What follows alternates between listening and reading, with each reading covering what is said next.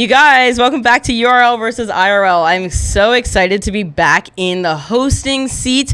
It's been a minute since I've been in this position because, as you know, the last episodes were literally all about me, which was a little bit weird for me, but I'm happy to be back to where we are today.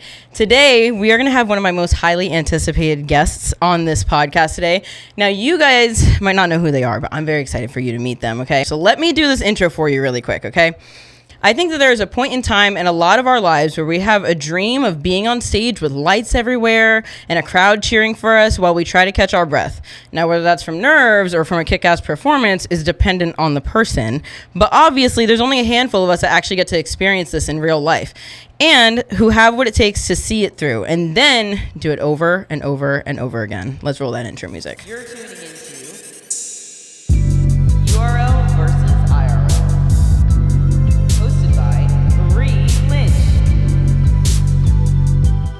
welcome, Jerrod. I'm so excited for you to be here. Josh, welcome back to the podcast. I wasn't even going to introduce myself back because I feel like at this point, if they heard my voice, everybody would be fine. You are. They're like, oh, this fucking guy again. No, never. My Lord, No. he's back. That's what they're thinking. That's what they're thinking. I felt like a slight obligation to have you on this episode with us today because you and Jerrod are brothers. That's my brother? We are? Oh. Who was going to tell us? Why do you look like me? Did you get the results? Not the results. Oh, my God. No, but seriously, also, Josh, you're a performer. So I feel like you're probably going to have a really interesting way of asking Jerrod some questions today. Oh, yeah. Oh, yeah. Kind of and I think it just made it easier because, like, Jerrod and I grew up together our whole lives. I know. And I was pretty much aware what they were doing majority of their whole musical theater career. So, for the most part. So I think I was able to give a good perspective on it. It was wild. The burp in the microphone was wild. Blueberry. We didn't have to worry about being rude to Jerrod because Jerrod was like, nah, I'll start that shit. You thought that was rude? No, it's human rude. nature. It's not rude. Why? Anyways, we're here to talk to you today, Jerrod.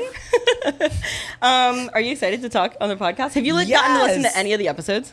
No. Well, okay, that's not entirely true. I've listened to like the little segments that you've posted like on Instagram and Okay, stuff, that makes sense. but not like a full episode. Not a full entire episode. That's okay. So, welcome to URL versus IRL. Yay! What we do on URL versus IRL is we try our best to compare the things that we're seeing on the internet and in the media to what the real life experience is actually like. And I wanted to talk to you about theater and the world of theater today. Yeah. Because you've been doing that for a while. Yeah. Can you give us like a little bit of an introduction of like what your intro to theater was? Can you like paint a picture for us? Okay. So I guess my intro to theater as a whole is probably like growing up.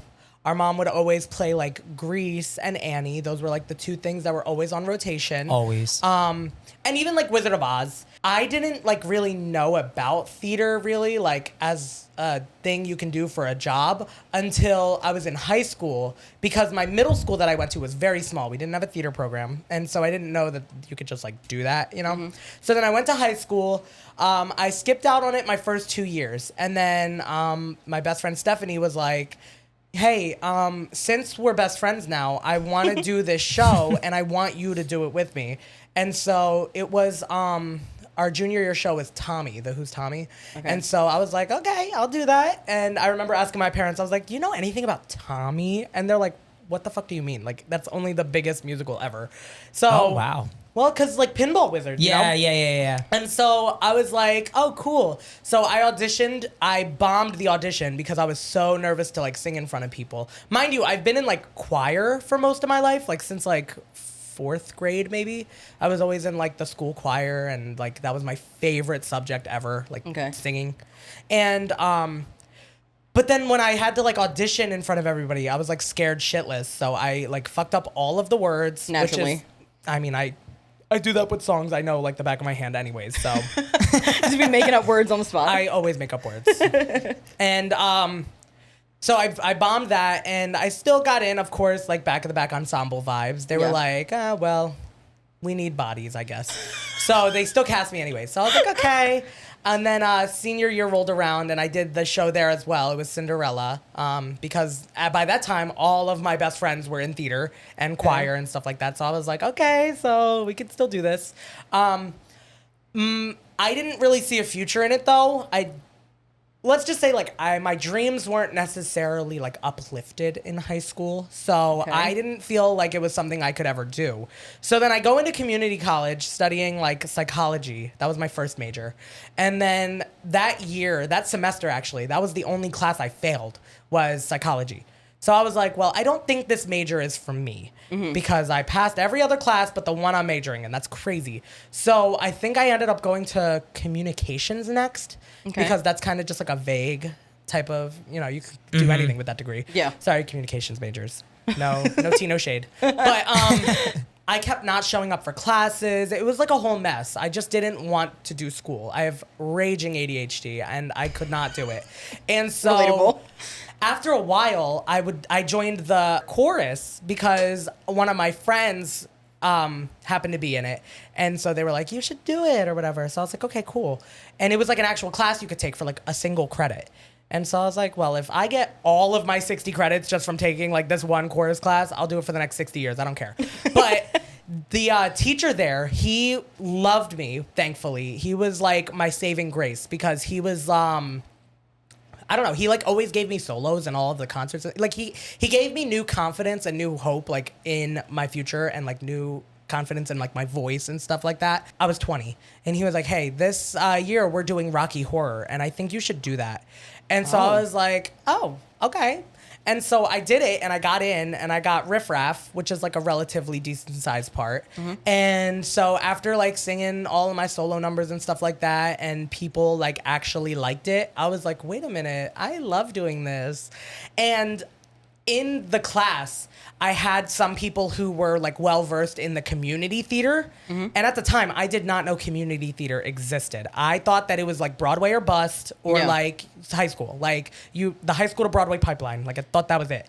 So I started getting into community theater and then I discovered like regional theaters and like then it just kind of like one thing led to another and I started snowballed. Exactly. I started just doing more and more theater that like I didn't know theater was something that could like pay you. I thought that it was just like doing it for funsies. You know? Yeah. You leave high school and then it just saps you of all your energy. No payment. You're just a slave to the music industry. But is that not what it is, kind of? Yeah. I mean, anybody that does music knows that you're just a slave to the industry. You're just another starving artist. That's literally performing arts as a whole. Performing arts as a whole. Performing arts as a whole. 100%. The same spectrum is aligned with if you decide to be a musical artist on your own or if you decide to perform in a band with people, like it works very synonymously. Different aspects of the realm on how you have to practice or how you have to warm yourself up or prepare, but very synonymous in that realm. Yeah, I'm sure. So you said you were intimidated the first time you ever did an audition and you bombed it. Yeah. How did you have the courage to go back and do it again after that? After I was actually on the stage, mind you, like that audition was my junior year of high school, and I didn't like do another like vocal audition for another year until like senior year. So in that time, I grew close with a lot of the classmates. Like I was very close with the people in the theater department, and in high school, that's you literally like stand on a stage and audition in front of all of them. Yeah. Well, actually, that was it for junior year. Senior year, they did it in the classroom, which I thought was weird. So in front of only the people in your grade. So, okay. That's a little less intimidating. A little less, yeah, because it's all of my friends. You know what I mean? And I'm just singing in front of them, which I would do any day That's of the what week. you do on the natural. I mean, I could never. I sing in front of my enemies. I sing in front of fucking. I don't care. Like the senior year audition was way less like nerve wracking and. I think just like after having done the junior year show and having been on a stage and stuff like that, it just was a little less intimidating. That makes sense. You know? Yeah. Not completely unintimidating, just less. Yeah, but I guess also at that point you'd already done a show, so you're probably a little bit more And I'd already used to done an audition. Yeah. So I kind of knew that this time around I had to prepare more. Like the first audition that I did was I sang Run and Tell That from Hairspray.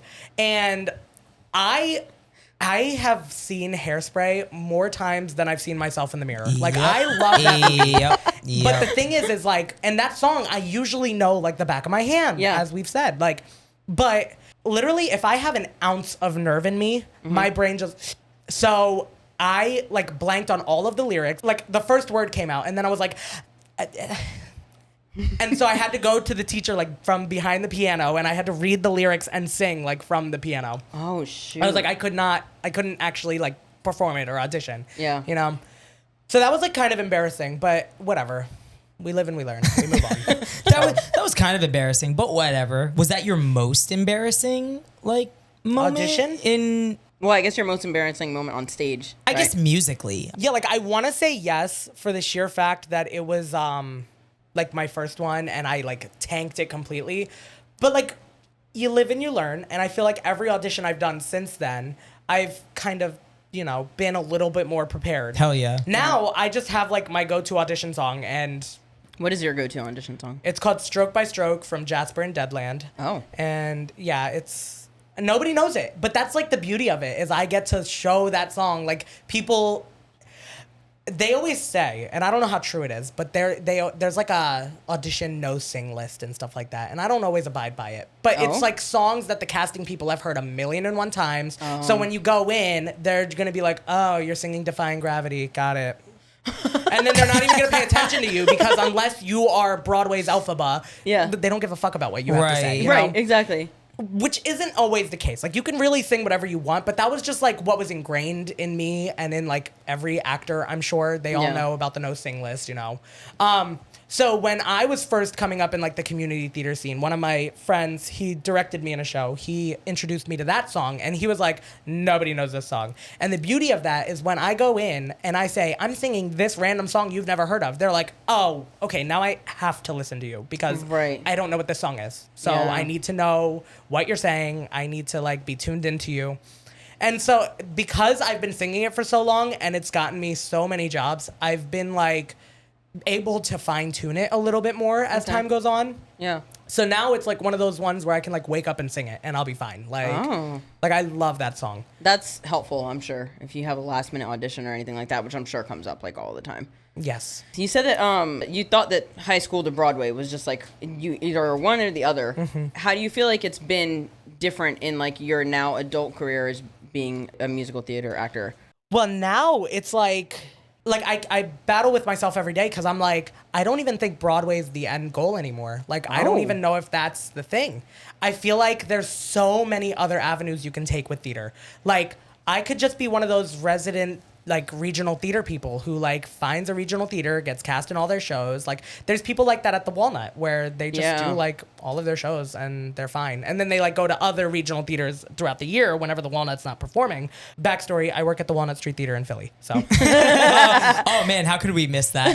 yeah. So there's people like that who do that and then they don't perform in the summer because Walnut doesn't have shows in the summer. So they go do other things during that time. Oh, and that's kind of what you were doing this year.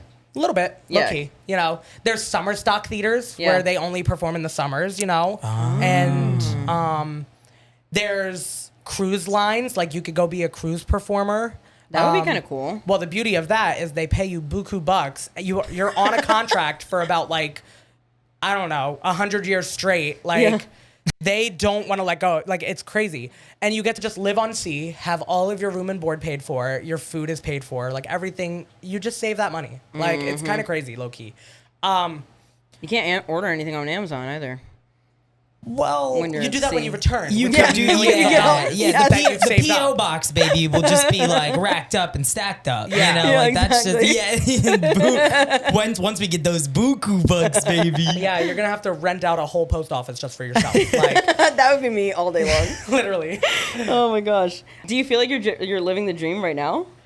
I feel like I'm getting there. You've been so busy this summer. You have been Yeah, very busy. but the thing is like I feel like every show that I do, like every new experience that I have is kind of like living the dream because like I like the experience. You know what I mean? Like I don't want to get bored of it. And I love that everything I've been doing as of late feels new. It Yeah. feels like I'm going into it with like a fresh pair of eyes. Like it's so nice to be able to do that, you know? You just started traveling for work recently, right? I've just started recently like living at the places that like there are theaters out there that house you. And so I've just recently started doing theaters like that Whereas beforehand, I was just like driving to rehearsals, And then like, because when you do community theater, it's like rehearsals are 3, sometimes 4 days a week. And it's usually in the evenings. And so you just like drive to and from, and then you do the show, which is a couple of weekends long or whatever. But like certain professional theaters, they run on almost like a full-time job / like Broadway track where you rehearse like a 9 to 5. So your job is literally just going to rehearsal, and then you practice the show. You do everything there, and then you perform like 6 to 8 shows a week. Wow. So with like shows being that demanding, because I feel like I always mean to ask you this, like it just in our regular lives, but how do you weed out what shows you think are more worth it if you feel personally that you enjoy the experience of the show more than like what you could be getting paid for?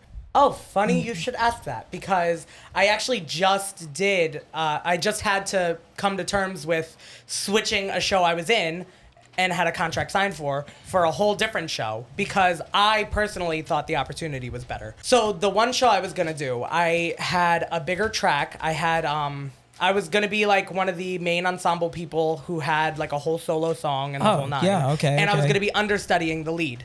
And I had to drop that show because I got cast in a production at the Walnut Street Theater. And to me, the Walnut Street Theater is like Mecca. Like, I personally feel like if you're not on Broadway, you're at a theater like that. Because it's just like, I mean, it's the oldest theater in America. It is, like, it has so much history. It's such a beautiful theater.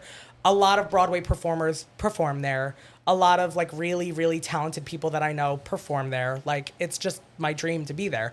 But the role is much, much smaller. Like, Gotcha. Like, Gotcha. much smaller. So not as much of an opportunity of getting paid nearly as similarly to like... No, the pay is more. The pay is more? Yeah. Oh, shit. A little shit. bit more. Well, the thing is like, when you factor Again, you don't have to in- say numbers, just... Yeah, that's fine. I didn't even think it was... The way that it's factored in is like, the one theater would have been a large stipend, whereas this theater is like a weekly pay, which would equal that stipend eventually. Like, as the weeks go on, it would equal... So rather than getting a lump sum at once, you get them in... Yes, exactly, in installments, periods basically. of time. Got it, yeah. But the beauty is that I already work there. That's my day job. So Yeah. I don't have to travel as much. I can still work there and also perform there and make like double the paychecks, Yeah. And I can save on gas because I'm not driving all the way to where that other theater was. Like, So you can kind of wrap your whole day in one day Kind without of, having yeah. to kind of keep constantly going back. Don't you? and wasting all that money, True. I was about to say you take the train in Yeah, for because the majority, even if, right? like, Yeah. with doing the other show, I still would have been taking the Patco in every day because I yeah. would still be working the Walnut as my day job. So now it's kind of like I get to do that and just stay in the building and not go anywhere else. Like, I'm not wasting extra money. So I guess it is pretty easy to like weed out what you would want to do. Yeah, in and, that, like, in that regard. It's probably hard if you've like accepted a role already and then you have to say like, ooh. Oh, it was actually- heartbreaking I was because the about to role that I say- did accept Yeah. was quite literally like my dream. Like, my dream come true. It was my dream show doing the dream track that I've thought about ever since. Like, the show was Kinky Boots, and Stephanie, my best friend from earlier, she told me about that show years and years and years ago. Like, Yeah. because she had seen it a couple times, and she would always play me the soundtrack, and I was obsessed with the show. And there was this one song that I was obsessed, and that was the role I got cast as, is that song. And Wow. yeah, and then I got the chance to see it on Broadway, and I was like, yep, that only reassured that I want to play that. On top of understudying the lead character. So that would have been like a double beautiful, nice thing, Yeah. But then I just had to realize, like, what opportunity is going to be handed to me more often, that show or working at this theater? Like, Yeah. you know what I mean? Like, because this is, I've auditioned for the Walnut like several times, like probably 4 different times. Wow. And they've never, cast me. Oh, wow. So I was like, this is my chance, like foot in the Yeah, door to type get of in with vibes, them, know? Yeah, because if they like you this time around, which obviously you work for them already, so they like you, that rapport has already been built. And yeah, then but I now, work for them in a different capacity. I Yeah. just like work True, computers true. and dealing with customers. I don't. Well, now perform, they you know? get to see you in both lights, Exactly. which is Now they get to awesome. see me Yeah. perform. Minus Yeah. like the pay stuff, like that's cool. They get to see both sides of it, and then maybe you do get that opportunity more where you get to perform or work there regularly, perform there regularly. Then you probably won't have to like decline as many other gigs because then you're like, oh well. Maybe they'll just hire me again. And I'm not trying to say, because like they're going to probably listen to this podcast eventually one of these days. And I'm not trying to say that they have to pick on that favoritism, but it's really cool to see that you are gained that much of an opportunity to do that. Oh Yeah. yeah. Before, and then you won't have Especially to in such eventually. a short amount of time. Like I Yeah. feel like. I mean, not to diminish my hard work, Yeah, because I got I you. have been trying to. You've do been stuff like this hustling for and a very bustling. long time. Yeah. But like, I just feel like it's such a short amount of time in the grand scheme of life. I feel like a lot of people Yep. don't get to perform at places like the Walnut and stuff like that until much later in their career. So I don't know. Like, I'm not, and the thing with theater is it's not linear whatsoever. Like, one day I could be at the Walnut and the next day I'll be at a community theater. And sometimes you just, have to juggle that. Because for me, a lot of times it's more about the passion for the art than it is like the pay. Like, I would Good. much rather work like a survival job and still be able to perform. Rather than try to seek out shows and then like not be booked for months at a time because nobody wants to hire me or whatever the case is. You know what I mean? Which is an Yeah. awesome way to go about it because a lot of the people you've introduced me to do exactly that. They have a survival job and sometimes they're really good jobs and then they still perform in theater because on the it's- regular.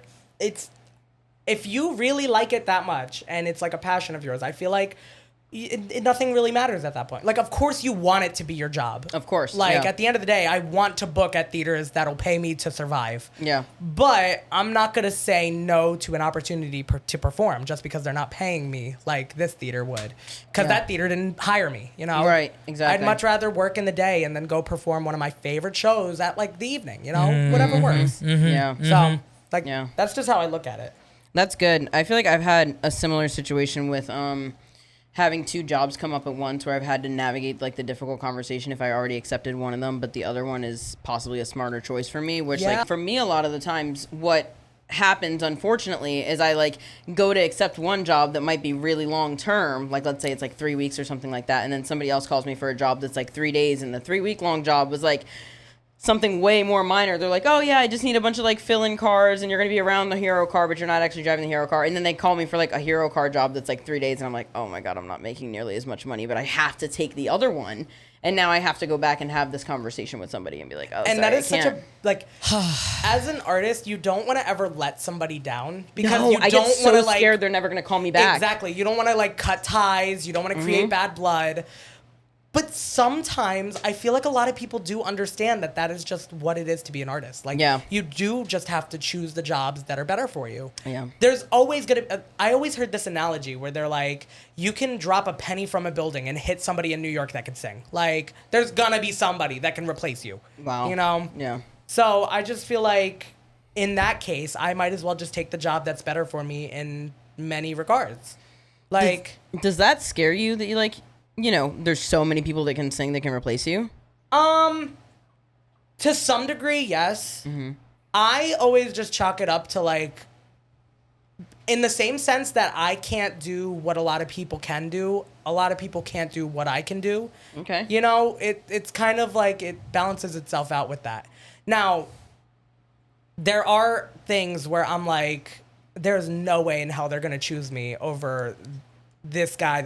Like, because in my head, I'm always worried about like who looks the part. Like, theater is a very subjective thing. Like, you have to like look good, you have to sing well, you have to like, there's so many things that go into it, and some of it is not even your fault. Like, you could wake up with like bedhead that day and they're like, yeah, we don't want you, sorry. Yeah. But sometimes it's not even that. Sometimes the casting could wake up in a bad mood and be like, you're ugly today for some reason. Yeah. So like, it's just how it works. Like, you could be like what they're looking for one day, but you show awful. up the next day to the audition and they didn't want you that day, they wanted you the day before. Yeah. Oh, You know? man. Do you ever have issues with like piercings and tattoos? I with take them booking out rules? for most shows. Okay, good. Well, I can't take out the yeah. tattoos. Yeah. Let me just peel back my skin real quick. Let me get a saw really fast. I would be fucked. You could cover them up. I personally haven't had to put any makeup or anything on them. Okay. Most of my costumes cover them up. Okay. One that's good. show I did, they tried to put me in makeup for it to cover them all up, but it just wasn't working out. So we just opted for like longer sleeves. Oh no! So, which kind of sucked because I never want to say that I can't do something, especially when I know I can. Like Right. I'd always rather try than not. Yeah. But they made it work, and it was better for all of us. What was the involved, role? So That's good. It was when I did Assassins at the Arden. Oh, we saw that that's show. right, and we saw you in that. Yeah, Oh, that was an So incredible. the thing show. is Incredible I was just show. an understudy for that. Not just an understudy. They're very important, but clearly, because Yeah.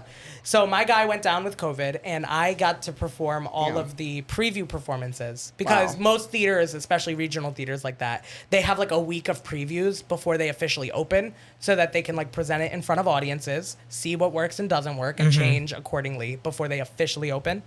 It's much like Broadway. Like Broadway usually has longer periods of time. Okay. But so when I did that, I was like thrown in super last minute, and we had performances in like a couple days. Like I think I Wow. was thrown in on Sunday. Our first performance was like Tuesday. So they were like, we need to find you costumes. We need to do this, that, and the third. And so I was like, we were trying different methods to cover up the tattoos and stuff. And I was like, first of all, this takes way too long. It like, does. You have to wait for the first layer to dry before you Yeah. add the second layer, then the third and the fourth, and then like sometimes it's still visible. Yeah. And even then, like, it just looks bad. Yeah. As, like, I don't know. And it was not enough time for them to have like a whole like airbrush setup and like the whole nine, you know? Right, yeah. So we were just working with like tattoo cover up makeup, which didn't work that well. Oh. Yeah. And so they were like, well, instead of just looking exactly like the guy you understudy, just wear longer sleeves. Like, whatever, you know? That's so nice. I asked that question because I personally run into issues with my piercings and tattoos all the time when I go to work. And like sometimes I will like not get hired for a job because I have tattoos and they're going to have to cover them and it's going to take too long or like whatever. I'm not gonna front. When I audition for things, I do like to wear longer things so that Yeah. I can cover my tattoos. Yeah. That way they don't even get a chance to judge me on them. My problem is Like- people ask me, do I have piercings and tattoos? Like even when I send photos in, like, do you have any piercings and tattoos that we should know about? And I'm like, damn it. And I have to tell don't them. they give you like a map of like the body?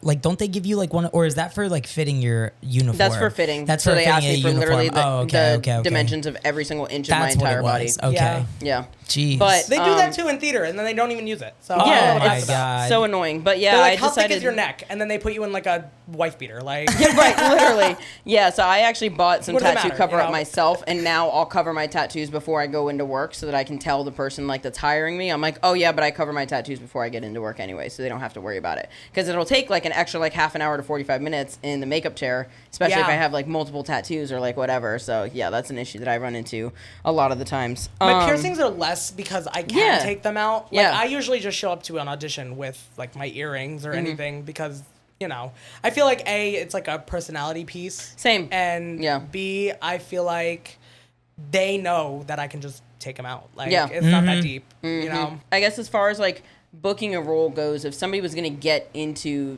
theater, how do you like? What does that process look like? Like auditioning? Do you work with an agency, right? But you're So I independent. do have an agent. Uh-huh. I got him last year. Yeah, last year. And I love him so much. And because he was like a good friend before he was like my agent, you know? Oh, cool.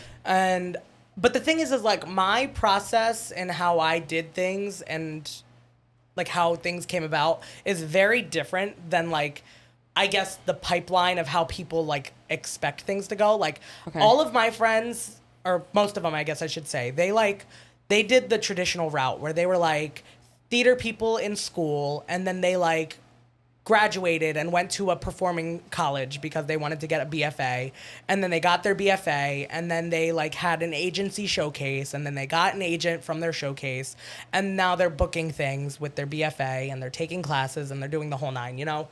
Whereas for me, like I didn't go to school to perform. Okay. I dropped out actually once I found out I wanted to perform.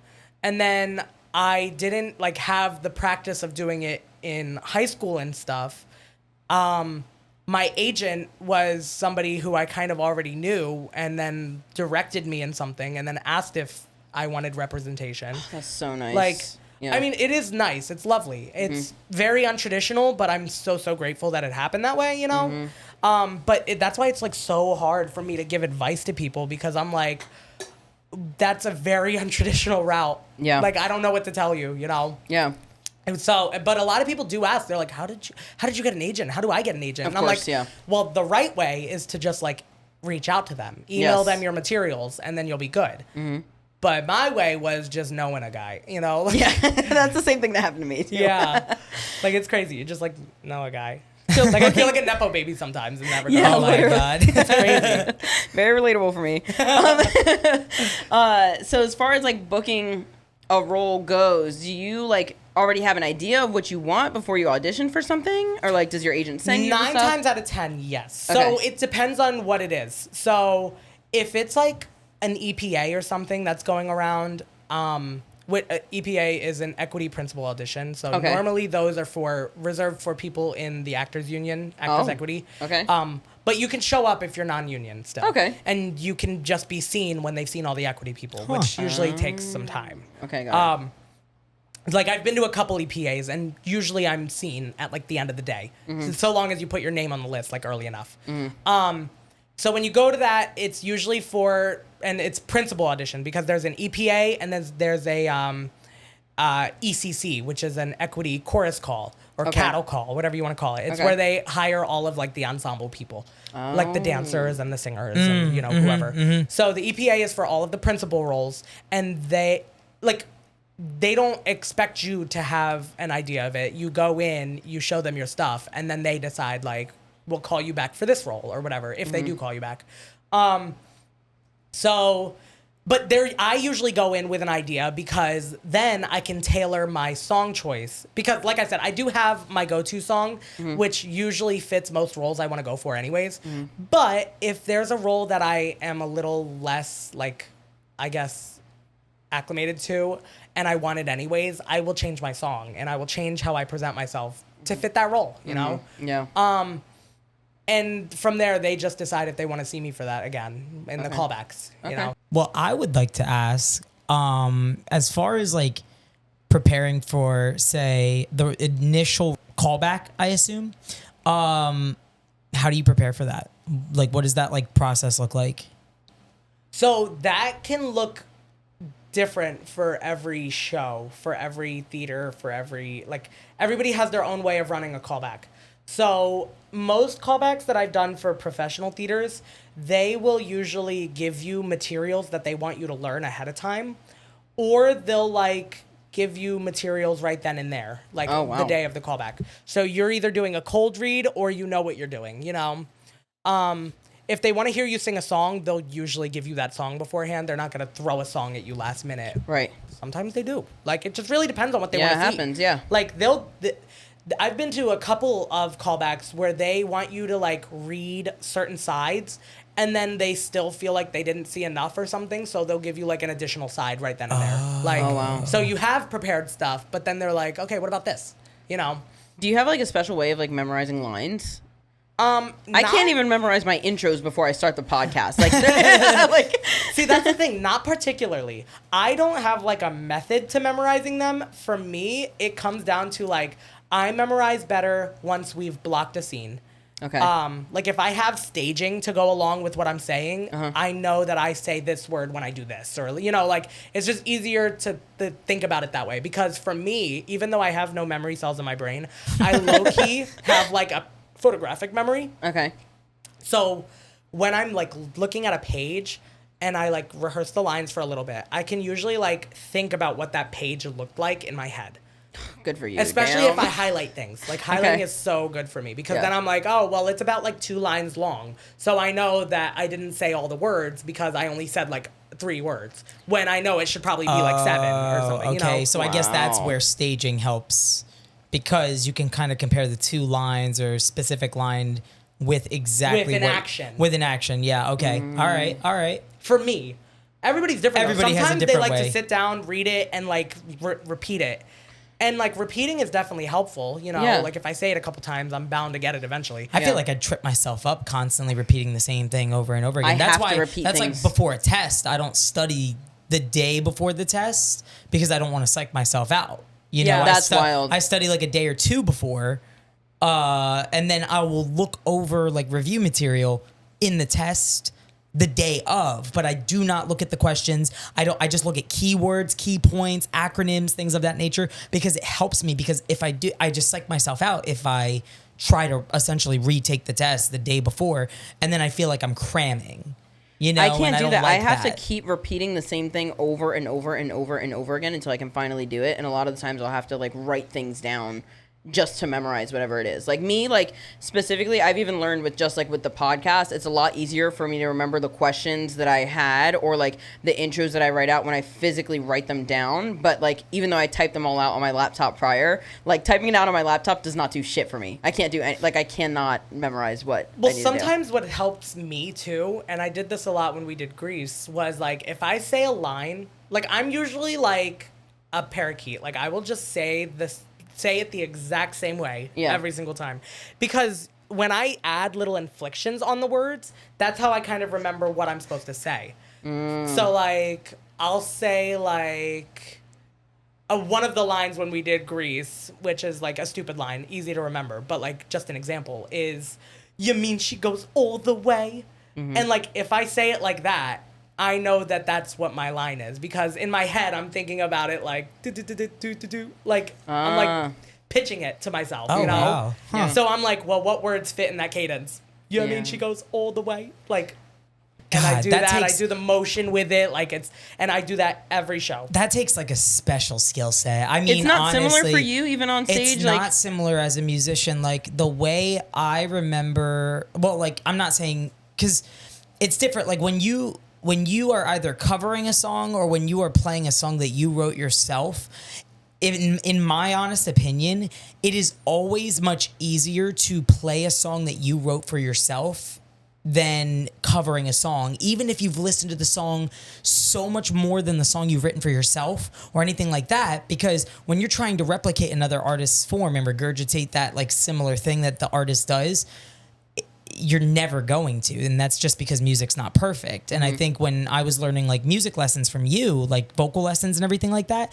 I think one of the biggest things you told me to do is like not like try to figure my own voice and not try so hard to mimic exactly what the actual singer's doing, because it's going to trip me up when I try to go sing it back and then I'm just trying to exactly sound like the exact same artist I'm covering, where I'm putting no flair to it by using my actual singing voice or my own I'm a voice. bit of a hypocrite in that regard, Well, because sometimes I like to sing songs just like the person singing. But I feel like that helps you in both realms when you're like as a regular singer, and then also as a performing artist. If you're doing it the exact same way, then there's probably a good chance you're not going to mess up.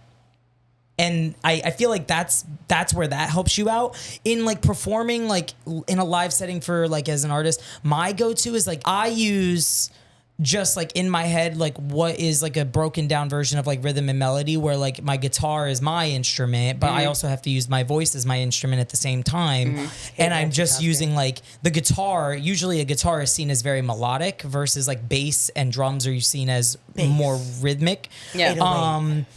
And so with a guitar, now I have to use my guitar in both rhythm and melody in order to keep cadence with the song entirely. And then if I can follow that cadence in my muscle memory and my rhythm, then it's much easier to rhythmically sing the song. Does that make sense? Yeah, That it just does. sounded like a whole lot of nothing to me after I I'm a big muscle I kind of blacked out, but I'm a big muscle memory type of person too. I need it in my body. I need it in my voice, because I mean, as we know, the voice is a muscle, the throat is a muscle. So if I know how it feels when I do it, like that's why like when I perform songs like on stage, it's easy for me to just keep replicating that over and over again, because I just know how it's supposed to feel. So you bring up a Like- good point that I wanted to ask, and Bri's letting me ask this question because I brought it up earlier Letting you? about Yeah, I don't know why he acting like I have rules. no, not that you have rules, but it's because Is he gonna say a slur? No. He's about to say a slur. It's because we talked about questions I wanted to ask them earlier. when it comes to like vocal technique, right?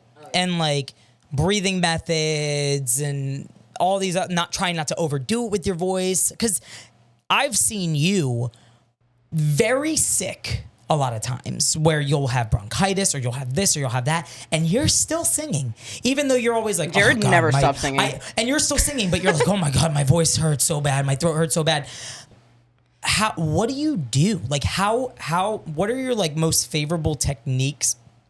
And honestly, like what are some of your best breathing techniques or methods or vocal techniques and methods that keep you in shape to do that? Or to like, God forbid you got sick one time, like you were performing I remember you performing a show. I can't remember what show it was. Title of show. Oh, I saw that one You too. were sick and you were like, yeah, I was I couldn't speak. Like I didn't have a voice the day before this.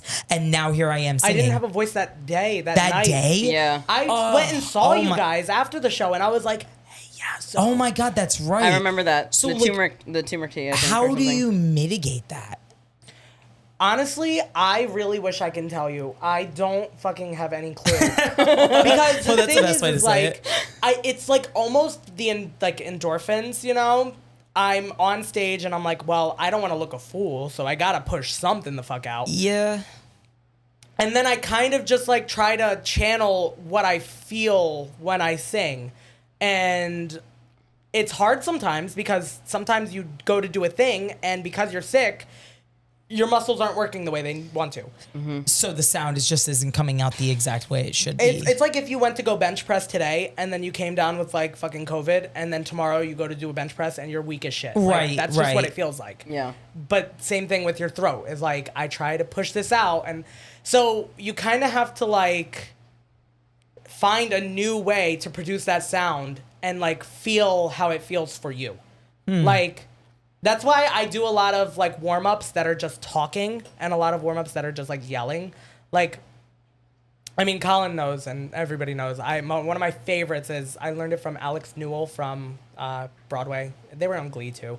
But she does this thing where it's like, that's my Barbie, you know, and that gets like the upper register because if you're yelling like my, then I can sing that note now because I know I can hit it. It's right there, you know, my, like, so it's the same thing when you're sick. Like you try to find that placement and then do it. Oh, okay. Well, that was the easiest way to explain that. I was going to ask if you have any like pre-show rituals. So the funny thing is like I should. It depends on the show though, and it depends on what role I'm doing and what I'm supposed to be singing and stuff like that.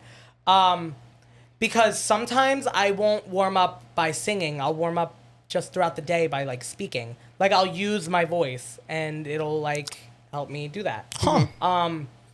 But if there's like certain notes, like when I just did chess and I added in all of these options that are not in the song, and I was like, okay, well now that I'm being crazy, I think I need to like, you know, prepare for that a little. Yeah. So then I would be backstage like doing my whole my Barbie. Like I need to know that I can sing that note and I need to know that I can place it well, you know. I mean, I'm sure that just comes with experience because the only thing that I can really compare it to, because the only kind of performer that I am is a driver. And like, I feel like with certain jobs, when I get on set, I don't really need to overly prepare myself with a car and like really do like a bunch of warming up and stuff. Like I can kind of just get in the car and do it. Because you know the car. Yeah. No, because I mean, I don't know the car. Oh, I well. just get to work and I'm kind of like, it's not that big of a deal. Like whatever it is that I'm doing at work, I'm like, it's car's not a that car. serious. So I'm fine. What'd you say? A car's a car. You're like, Yeah, I know where like- the stick shift is. Yeah, sometimes I'm just like, okay, I'm just gonna slide around this As corner. long as It's I not don't that die big of a today, deal. whatever. Right, like, you know, but then versus like when I have to like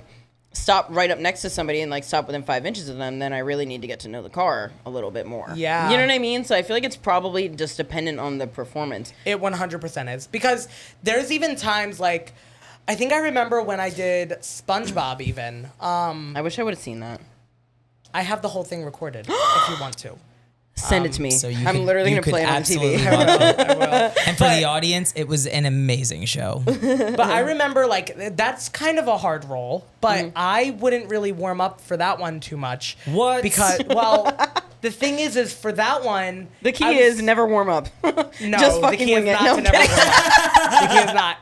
Just fucking wing it. You'll be fine. The thing is, I already have like a shrill and annoying voice. Sorry, podcasters. Like, I already sound like, and the voice I would do, what would I even do? What were the lines? I'd be like, "Good morning, world, and all who inhabit it." So I'd like do that and like manipulating my voice like that for a whole show. And the show doesn't even start off super high, anyways. That was like my warm up, essentially. Right. And I would like talk with my friends beforehand, like. It was at like a community theater, so the more community the theater is, well, just in my experience, don't quote me on it or kill me, but if they usually have their call time like an hour and a half before the show starts, whereas like in most of the professional theaters I'm at, it's like half hour. Like if the show starts at 8, you're there by 7:30. Like What? yeah, Holy shit. shit. Well, Sometimes because when they I go to don't- work, I'm there for like 3.5, 4 hours beforehand. I Before I kill have to do myself anything. personally. I just have to sit in my trailer and then go sit over there. Because the thing is, then at that Stay point, quiet. I'm like overly warm. I'm overly Yeah. prepared. Yeah. I don't even have the energy for the show anymore. Like, Yeah. I'm just sitting around doing a whole bunch of nothing, you know? Yeah, hurry Whereas up and wait. by 30, I am in costume and we are hitting the stage. Like, Wow. and I like that. I would get anxious, I feel like. I'd feel like I need time If to like anything, get it cuts into... out the anxiousness because you're Oh, not sitting 'cause you around don't have waiting. time waiting, You're yeah. just doing, you know? And I like doing that. And most theaters, like most professional theaters at least, they don't really do like mic checks and stuff like that. So that's why they don't allot a lot of time. Shut the you fuck know? up. That's wild. Well, they usually are well equipped in their sound stuff. They know True. what they're working with, you know, Yeah, and they that's can true. mix you right then and there. So they don't really need, and they'll do like a mic check early on, get your like levels and stuff, and then go from there. So, You guys probably do some of that stuff during like tech week and shit, I'm sure. yeah, during right? tech, like during the sits probe, when you sing with the band. Oh, okay. Yeah, sits probe is basically you sit and sing. Like, Can you kind of walk us through what Tech Week even is? Because I feel like anybody that knows a theater person has heard the term of Tech Week, and like you literally cannot talk to that person the entire time because they're so fucking busy. But like, what Yeah. is it actually? so it's another thing that varies theater by theater because some techs I've been in have only been like a couple days long. Others have been like a week and a half, 2 weeks. Like, so Tech Week is just like the generic term. Basically, it's when you take whatever you have from the stage, like whatever you've blocked, whatever you've rehearsed, and now you add all of the elements to it. Like every single element that is involved. So lights, set. Well, sometimes if you're lucky enough, you'll have been rehearsing with the set, but some theaters you don't get on that set until Tech Week.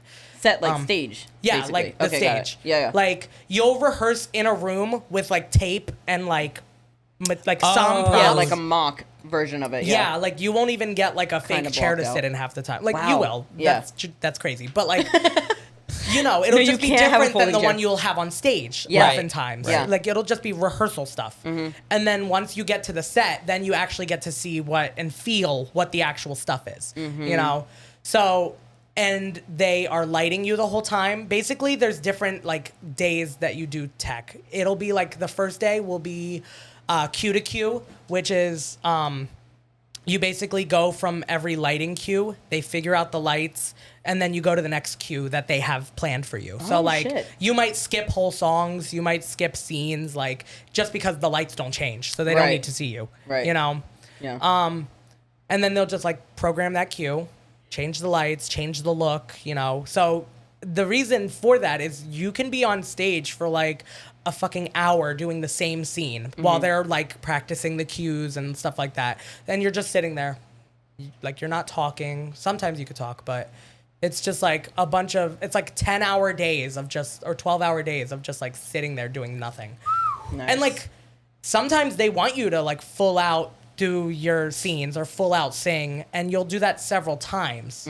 Like maybe on like the third or fourth time, they'll be like, okay, you can mark now. Like you don't have to go full out right now. Right. You know? Yeah. But that's why, because every day it's something different. And then on like the last few days of tech, that's when you're just running the show full out, full band, full lights, full set, costumes, you know, the whole nine. Yeah. But yeah, that's why tech is crazy, because there's like, you already just came fresh off of learning the show, and now you have to relearn the show with props and lights and sets and costumes and costume changes and like so many things that you don't rehearse when you're in rehearsal. Do you ever And you feel- only have a week to do it. So you hear all that. people out there who have friends that are in musical theater, leave them alone. Yeah, because Tech Week is daunting. Yeah. It's a lot for them. Do you ever feel like not prepared going into a show? There have been some times where scenes won't be blocked until Tech Week. Like, I've been in some shows where we're like, I will say it's happened a little bit more in community than it has in, professional. Okay. Of But course, yeah. Professional is not immune to any of this, okay? Right. You can still be like on the last day of rehearsal, like the day before tech, blocking whole scenes, blocking whole numbers. That's what we do in the movie industry. We don't have rehearsals. We literally just start shooting pretty much. Well, yeah, and that makes sense. Like, Yeah. you look at the script, you're like, all right, film. Like, Yeah, but especially because we do scene by scene. You know what I mean? Like, it's just like this one little block of time for, whatever. Yeah. We like block it like right beforehand. now the thing with live theater is things are licensed and stuff, so you kind of can't do that, because if I just went up and started ad-libbing a bunch of things and somebody came and saw the show from that licensing company, they're like, you changed the show, give us the money back, you can't perform this anymore. Shut up. Yeah, you can't change things. Like, if they give you what they give you, unless you ask prior or they explicitly say you can change things, you can't change a single thing. So that's why rehearsal's so important. You can't just like flub lines. You can't just flub songs. You can't do anything like that, because you will be penalized. Like, they're really serious about that stuff. So Like, And that's not you, the nerve-wracking for you? person, I was going to say, you, the person, can cost the theater money. yeah, if Specifically? I mean, Oh, like, man. they're not gonna be like, if I get like a bout of stage fright, they're not gonna be like, Yeah. But if I, but I'm just saying, like, if you change, like, if you go through the script and you're like, I don't like those words, I don't like that, like, take out this whole scene, we're not gonna block that scene, then if somebody from that licensing company comes and sees the show, which they don't always do, but I was sometimes going they to will. ask how often they usually come. Who's to say? They Yeah, don't who really knows? ever, like, they don't wear a badge, Right, It's just some exactly. guy. And so they'll come see the show and they'll be like, looks like you cut out that scene. Add it in tomorrow or the show's canceled. Like, block that whole thing tonight. Like, you have to man. add that in, or else you can't do the show anymore. Oh, shit. Yeah. You would think that they would be like a little more lenient because, it's No, art. that's the way the show was written, and you buy the show. Wow. What do you think your biggest fear is when it comes to your work? You see, that is a great question, Ooh. because I feel like that is something that, like, I have different fears based on like each step of the process. Like, Let's my dig into biggest them. fear with auditions is Yeah. like, will they like me? Like, I am not a nervous auditioner. I'm a nervous callbacker. Like, Okay. because for me, in my brain, when I go into an audition, I'm just showing them what I can do, and there's that. Like, the job isn't promised to me. That I don't even have like the first like little string that I'm getting this job. Yeah. It's just me showing what I can do, and then I leave, and then they decide from there. So that's what it is. Like, I just go, show them what I can do, and then I leave. Right. Once I get the callback, that's when I'm like, oh shit, I'm like a step closer. Like, Yeah. I'm nervous now, because And you're in now, competition too, yeah. now there's more competition. Now I'm like just that much closer. And now they called me back for this role. For me, I get nervous about fitting their mold for what that role looks like. Like, it's so hard for me to like separate what I can do versus what the role is, So like, let's say I get called back for, I don't know, Gomez Adams in Addams Family. And he has an accent and stuff like that. Like, I'll be so nervous if I go to that callback and I don't act exactly like every Gomez I've ever seen in my life. Versus trying to put me into the role. Incorporate aspects of me that can make the role better. So then I try to balance that. Like, am I doing too much Jerrod in this, or am I giving too much character and not enough of what they want? And honestly, I don't even know what they want. Has that been like a weird thing for you with like your own personality? Do you ever like think about yourself in comparison to like characters, or you ever be like, do you ever feel like, am I being like too much of myself right now in comparison to like? Well, you know what's funny? Like, sometimes I will like do a scene and I'll think I sound one way, and then I'm like, ooh, the gay voice was on extra that scene. Like, especially on self-tapes, I'll like listen back and I'll think I'm being like, hey, baby. But instead I'm like, hey, girl. And I'm like, whoa, how did that happen? Shut the fuck up. I'm like, I thought that I was acting so I thought that was the machismo, straight voice coming out. What the hell? I would think I'm doing one thing, and then I listen back, and I'm like, what was I thinking? Like, Yeah. Stupid. yeah, get out of my head. Like, that's so crazy. But Oh, shit. yeah, I do struggle with inserting myself a lot because then I'm like, well, maybe that's what they're looking for. I mean, if they want to see me and what I can do, you know, I might as well show them a little bit of me. Like, Do you feel like that carries with you into your degular life? Like, do you ever start like masking because you're feeling like you're doing too much of like, you're being like yourself, like too much around like new people? Do you No. ever feel like, no, good for you. Good. That's crazy. I don't think I really ever mask. Wow, that's wild. Because I feel like a lot of other actors that I've don't talked think to I do. before, like I feel like when they get so like used to playing a character, it's hard for them to figure out how to then be themselves. But I guess if you're like playing a more consistent character all the time. Oh yeah, that's kind of crazy. Yeah, those are like method actors, low key. Where, Yeah.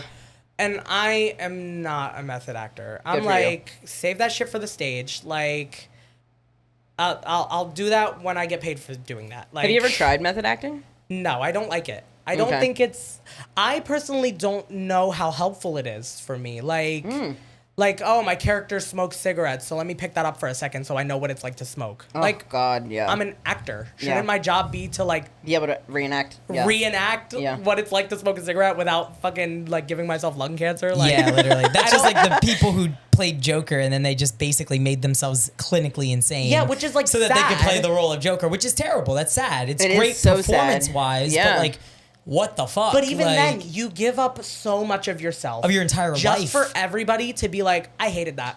Yeah. That sucks. Yeah, and what can that do to your psyche? You know, like.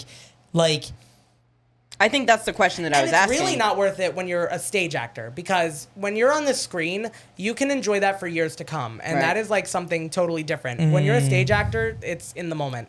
So like, I'm not going to give up my whole life to do this show that I'm only going to be performing in for like 3 weeks. You know what I mean? How do you like handle criticism? Do you feel like you've gotten like rough feedback before? Like, have somebody been like, you need to change quite a bit in that, or like you didn't do a great job in? No. That sounds horrible when I No, say that. I'm but perfect. no, I've never gotten feedback. I don't know why you would ask that I've question. never gotten constructive criticism a day in my life. I don't take it as constructive. I usually kill them afterwards. Oh my god. No, I just like, the thing is most times if you're being reviewed, like they're Yeah. not gonna be like, this fucking actor sucked. They're gonna be like, I didn't really like the staging, because oftentimes it falls back on the director. You know. Okay. Mm-hmm. I have like done a thing in rehearsal, and the director has been like, how about you don't do that next time? Okay. You know? Yeah. But usually that's fixed prior to putting up the show. Right, That's it's so- not like something you've been doing so consistently that was meant to be in the show, and then they're like, What the hell are you doing? what are you fucking doing? Yeah. Now, if I got a negative review on my vocals, Yeah. then I think I You would would jump like out a window. slice vertically instead of horizontally. Oh But- my god. I don't think I've ever gotten anything that has been like, that fucking vocalist. I'm so, Yeah. like, yeah. I don't think I have. Okay. If it's out there, people have been hiding it from me, and they're better off for it. Like, Okay. Got it. I'm better off for it. In this field, how do you keep yourself like grounded and motivated to continue to keep doing it? It feels like a demanding. Who said I'm grounded? Yeah, well, I kidding. mean, like, well, I okay, have like an ego. grounded or ungrounded. Like, how do you just? What makes you wake up every day and just be like, I'm just gonna keep doing this? Yo, it's hard low key sometimes, because because I will wake up some days and feel like the most untalented person on the planet. Like, I will hate how my voice sounds. I will hate how my face looks. And all of this, like, this whole career is based on how you sound, how you look, how, like, so many different things. And so it's like, if I change anything about myself, if I gain a couple extra pounds, if I like lose too much weight, like if I do certain things that don't fit what I think of as like perfectly castable, then I wake up and I'm like, do I even still want to do this? Like, it's so, like, it's like a mind fuck. The hubris of a You know what I mean? How do performing you push artist. past that? You just go back to sleep and then wake up again? Or Yeah. I also just like, whatever. You know what I mean? Like, a lot of it is also just being able to tell yourself what the fuck ever. One thing I told myself a while back with me and singing even, because I used to be such an insecure singer. No matter how insecure I was, I would still like try and audition and I would still get cast. So eventually, Good for you. So eventually I would tell myself like, if I don't like how I sound, that doesn't matter, because clearly somebody out there does, because they're still casting me. Okay. So like, good. whatever. Yeah. Like, and I also tell myself like, no matter how good or bad I am, I still like to do it. So I'm not going to deprive myself of doing it just because I'm insecure of it. I still like to do it.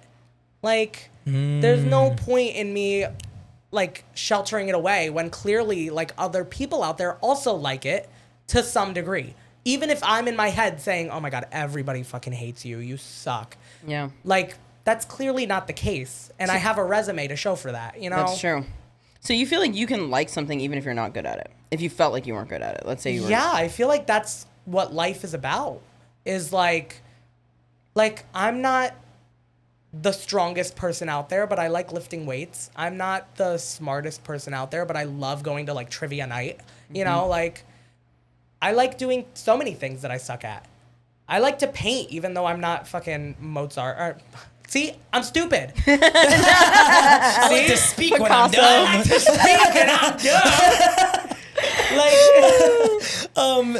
Like, I feel like exactly. I can't relate to that. it's crazy. It feels almost embedded in both of our DNA, because I'm resonating entirely with that as a performing artist. Like, I feel like Jerrod our whole lives has sang more than I have, like entirely, always. So I feel like they were able to find their voice so much faster than I could. And like me, I love singing to myself. I love having like my shower sessions or my car karaoke rides home. But I was never fully confident. Even at 28 years old, I'm still never fully confident in like my singing ability or even my music ability, really. And I feel like that's just a performing artist's handicap that we all face a lot of times. Is like we wake up in some of those days and we're just like, oh my God, I feel like the most talentless piece of whatever. But then I like, get imposter syndrome a lot. but like the part where you were saying like, oh, I still audition for this role, even though I think I sounded horrible in the singing aspect. It might not be my cup of tea, but it's absolutely someone else's cup of tea. And I feel that way when I was performing with Tether, and I wasn't insanely in love with my voice all the time, whether that be on track or that be in a live setting. But then I get like people walking up to me and they're like, love your voice. You have such a unique voice. And then when I hear that, I'm like, oh my God, because I absolutely hate my voice. Or like maybe I'm just doing something wrong that's making me hate it so much, but they hear what I don't hear. You know what I'm saying? I mean, just And think like, about all of your favorite artists. There are people who hate them still. And it's like, well, I love that person. True. So what are I mean, you true. hearing that I'm not, or vice versa? Like, you know, it's all about just everything is so subjective when it comes to like art. yeah. You know? Yeah. And I think that's why it's such a hard like career to choose, because it's you try to be so right and you try to make things like so correct when it's really just like what it is, you know. Nothing's ever perfect. I also struggle with like the imposter syndrome aspect of like, just because because I'm able to do it, I don't think it's impressive, you know. Like I could sing the entire piano and I'd still be like, okay, and anybody can do that. But like, obviously not. Like, I can't. Shit. well, see, but as a person, I struggle with coming to terms with that, because I will still be like, no matter how much I like to sing or whatever the fact is, it's like somebody who has never sang before in their life, I compare myself to like them, and I'm like, well, they can probably just like pick it up and do it still. Like, Wow. you know, like if they practice for a day, I'm sure they can just do whatever I can do. Like, you know, Wow. like that's what I struggle with a lot. Yeah. Is like, I'm not special, you know, I'm not anything. So, but then you have to just like get over that, you know? Do you think that that's just a thing that you've dealt with in your life, or do you think that that's because of what you do now for work? I feel like I like to prioritize other people over me just in life. Same. And so because of that, it's made me kind of like that. But I like doing that too. Like I love prioritizing other people. I feel like it brings me joy when other people feel that way. So it's like, I don't I don't mind it. I kind of just get over it, you know? And I don't even get over it in like a negative aspect. I just like Right, you're not rationalize like you're it not with like myself. shoving it down and then letting it boil up. You're just like, No. okay, like I don't, need to hyperfixate It's on this giving right like now. it is what it is. It is what it is. So, with all that being said, I guess, as far as how you stay motivated in this realm, or just as a performing artist in general, do you feel like even some of the hard realities of the musical theater world make you maybe hungrier for your future? Like, what do you see for your future in this realm? Or what do you think, what is like a taste of, like, you don't have to have that solidified right now. And I don't think anybody needs to have their life figured out at all in any capacity. But what do you feel like is the trajectory that you're aiming for? I feel like I never even thought I would be here, like performing at some of the theaters I've been performing at, and like having had the experiences that I've had. Like every year I'm surprising myself with what I've managed to do. Right. Or like, and like new opportunities get thrown my way and I meet new people and like, so I'm always like, what is the trajectory? Who's to say? Like, I could die tomorrow, and I would not even have cared about the trajectory. Or I could book Broadway next week, and then I'm like, oh, well, maybe I will work on a cruise one day. Maybe I will do this one day. Like, who knows? Like, Right. like life is so crazy. So I just, like, kind of go with the flow in that regard. You're just kind of taking it bit by bit, day by day. And, like, I'll always try, but I still, like... I've had way too many instances where something that has disappointed me or has been a setback has like led me to something way greater. Like way greater. Like one instance in particular that I could think about is last year when let's take it back a little more. 2022, I worked for this theater company, Surflight. Shout out Surflight. I love them. And they had a singing ice cream parlor attached to it. Basically like Ellen's Stardust Diner, where like the servers sing to you as well. And so 2022, I worked for the actual theater. I did 2 shows there and I loved it, had a great experience. The following year, I auditioned for both of them. I was like, if I want to audition for your season at the theater, but I also want to audition for Showplace if you whatever you best see fit for. Yeah. And I wanted to do that really badly. And I got cast in Showplace, and I was going to be a singing waiter. So then, at the time, the person who is my now agent, Brian, he was like, I was doing like callbacks for one of his shows that he directed because he had just gotten married and moved back to New Jersey. He was in New York and he just moved back and he was directing a show and I just did a callback and I had gotten the offer for Showplace and I texted him and I was like, Brian, I don't know if you're still considering me for this, but I just wanted to let you know I'm going to be doing Showplace. So like you could take me off the table. And he was like, oh, funny you should say that because I want you in my show. Don't do Showplace. And I was like, okay. Not what I was anticipating. Not what I envisioned at all. Yeah. So I was like, oh shit, what do I do then? And so because I trusted his opinion as he's an agent, he's a director, he's a very talented person. He has navigated the industry for years. Mm-hmm. I was like, I need to trust him. And so I did. And because of him telling me to do his show, I booked my first equity contract or my first equity gig, my first equity theater. I got an agent out of it. I worked at theaters. Like I did a show, the one show that I eventually ended up getting into, Godspell. The guy from the casting director from the Arden saw me in Godspell and cast me at the Arden. Oh. So if I didn't turn down doing Showplace, I would have never gotten all of these other opportunities. Mm-hmm. And at the time, I was like, I really want to do Showplace. I want to perform at the beach. I want to make all this money. I want to do this, that, and the third. But clearly that wasn't what was meant to happen. Mm-hmm. So no matter how upset I get sometimes, I'm always like, oh, well, what's next? I've just had way too many experiences where that's been the case. Yeah, and the trajectory kind of changes overnight. Even literally in split seconds. I remember I had already been cast in Title of Show, which was Brian's show. Yeah. And then the next day or a couple days later, I got the email from the other theater that my first equity house when I did that play.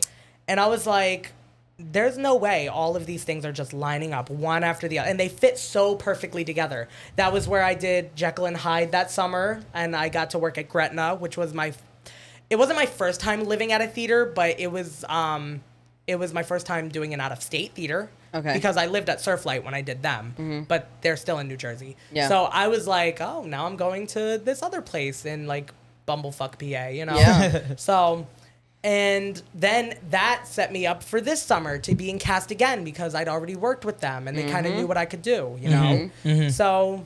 What is that like living like on location and working for a theater, like totally out of your own Well, I've home noticed and- that like every theater's a little different with how they do that because some places like I've lived now at 3 different theaters and each one has been so different. The first one, Surflight, their housing is like directly attached to the theater. Oh. So like you leave the doorway and you're like in the theater. Wow. And so you're at rehearsal right then and there. Like you rehearse at the theater in the space. And so that's nice, but you share rooms with people. So like you have a bunch of roommates and stuff like that. Like my room in particular had the first show I did there, I had 2 other roommates, and then the second show I did, I had 1 roommate. Okay. So that's a little weird, and like all of the kitchen is gigantic. They had like 5 fridges. Like you share everything. Wow. Yeah. It was beautiful housing. I loved it. Yeah. You know? But then the next show I did where I was housed was in Gretna, where it's housed on a college campus on a dorm. You rehearse at the thing on the campus, but then the show is like 15 minutes away. So luckily for me, I drove, so I was able to still drive to the theater, but all of the rehearsals were also just like as soon as you leave your door, it's like a block away. Right. So, and you have no roommates. You live in the house with people, but your room is yours. Okay, You know? yeah. So that was really nice. But then you flash forward to me just wrapping up Greece, and the housing is in a beach house, which you do have roommates, like people that you share a room with, and you share the whole beach house with. And the rehearsal space and the show is like still a 15-minute drive. So you're not just like leaving your house anymore. You have to like prepare for that. Yeah, you to know, get ready to go to and work. parking and all that goodness. So like everything has been so different, and every theater is different.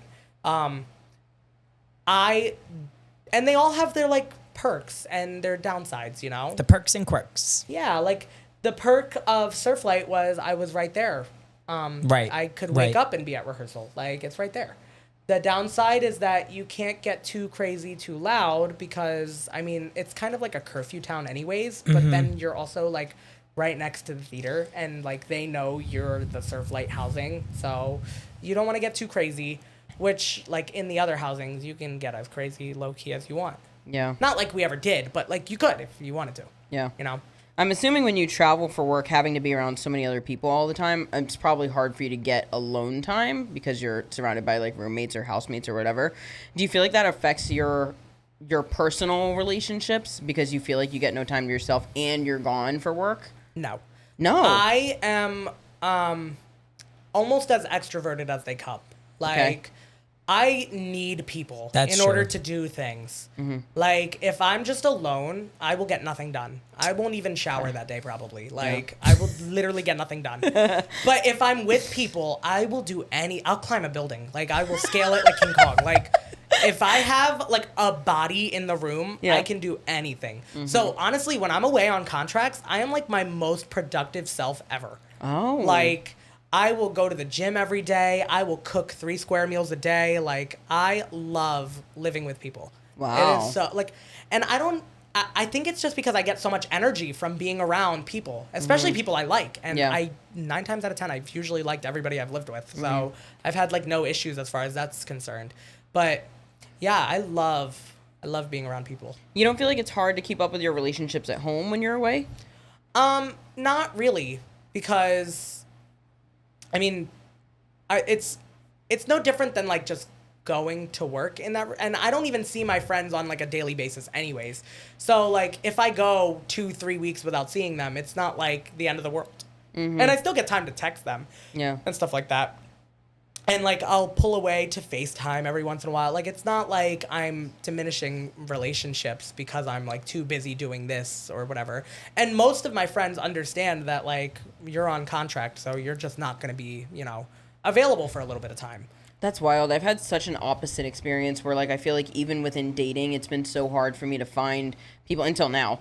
But for me to find people that, like, understand the way that my job goes, and that sometimes I'm working on set for, like, hours and hours and hours, and I can't use my phone because I barely have time to even go to the bathroom and, like, get out of a car to go to the bathroom. Sometimes I have stunt coordinators literally telling me to, like, run to go because they need me again. You know what I mean? And, like, I'm so busy. So I feel like then also if I get back to the hotel and I'm like, I've been dealing with people all day long or whatever, then sometimes I just want to shut the fuck up and, like, just be by myself and rot, you know? Or I have such a crazy call time the next day that I'm like, I have to go. You know what I mean? And, like, I can't. So I feel like when I go away for work, a lot of the times I get this weird, like, disconnect with people. And then I get a lot of FOMO as well when I go away for work where I'm like, I do my get God, FOMO. this I'm sucks. not gonna lie. Yeah. But a lot of times my FOMO is replaced with having these new experiences with these new people that I'm working with. I now. will agree. Like, I have that as well. Yeah. yeah, like I love going out with, like, the cast and stuff like that and the people that I live with in the house and stuff. Is everybody generally your age? Give or take a couple years. Okay. Yeah, that's not bad. The last contract I did before Greece, a lot of the people were in, like, their 30s. I think one person was, like, 40. But it depends on the show and who's, like, needed. I mean, a show like Greece, everybody's young. You know? You have to be. You're supposed to be in high school. You're high schoolers. Yeah. So, but then you do, like, another show where, like, the actors are a little older and, like, the people in the show are a little older. So, like, Chess. When I did Surf Light, it's a summer stock theater, and oftentimes summer stock theaters hire a lot of college kids because they go to college throughout the year. They're free all summer. So they can hire them as interns, pay them a little less. They get the experience, you know. So I have worked with a lot of, like, really, really young people, you know, like under 21. But yeah, it's a fair range. It's not often that I work with, like, super older people, and even if I do, I usually get along with them better anyways because That's nice. I was gonna say, I think the youngest you even worked with was probably, like, Matilda and... Okay, well, that was just a show full of kids. Yeah, So that's literally a show full of kids. And, and then when you did Tommy, I mean, there's, like, the one little kid who is Tommy. Two. Oh, two. That's right, they're two. both Tommy. Two. I forgot. Did they, like, swap them out? No, there's 4-year-old Tommy, 10-year-old Tommy, and then adult Tommy. So they have, like, the designated role for the person to play that age. Cute. That makes sense. Yeah, like, I've worked with kids before, like... Yeah. But as far as the housing's concerned, I've never been housed with, like, a kid under, like, 18, you know? Right, yeah. And I don't even know if they do that, really. I don't know if They go back to legally mommy could and do daddy. Yeah, they probably They just... Usually they hire local kids, you know? Yeah, that makes sense, yeah. Yeah. But there was another thing I wanted to touch on you asked about.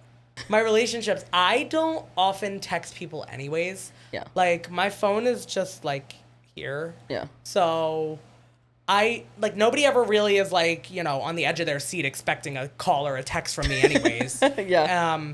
So if I don't text anybody for a couple hours or whatever, they're not thinking I'm dead. Do you think you can ever see yourself, like, wanting to do on-screen acting rather than on stage? I would never say no.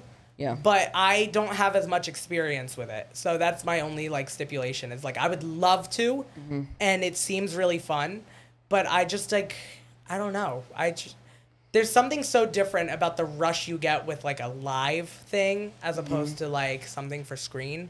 I feel like social media has now taken on new life for performing artists because new artists nowadays, they rely heavily on social media, both in the music, just regular music realm and in the performing arts realm of musical theater. Like, there's more notoriety in it by being on social media. Ooh, this is giving me a burning question. I can't wait for you to finish your thought. Ask it. And then it kind of falls into, like, well, people are maybe going to go see this musical theater show because of the social media presence, but I don't find exhilaration in being a social media persona because... no, it's huge. I was going to ask that. I was going to say, do your boy. numbers make a difference now because of social media? Do you think that you have a feel better like chance? A lot of times the people that I see on TikTok that are, like, theater TikTok people get, like, opportunities more. There's theater TikTok people? Yes. Yeah. There's so many. Yeah, there definitely are. Whether they're famous in, like, the Broadway community or whether they're famous for doing their own bits and then they get cast in things because of it, like at regional theaters. Like,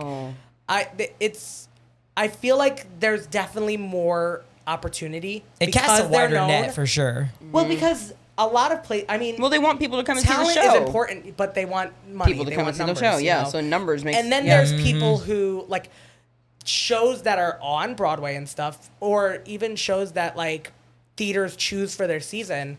If they are popular shows online, they'll most likely get chosen, or they'll most likely be funded more. Like, there's a couple of like audios that go viral on TikTok from certain shows. Like, there was that song from The Notebook that went hella viral, and so now everybody's like, I gotta go see The Notebook. And like, if it didn't go viral for that song, it probably would have closed like a while ago. And then like, there's that one song from The Great Gatsby that everybody does like the dance challenge to, because the dance is fun and the song is fun, you know? So like, I feel like there's so many different things that people do as far as like the TikTok challenges. Like, there's the Moulin Rouge challenge where people sing the one song, Tango Roxanne.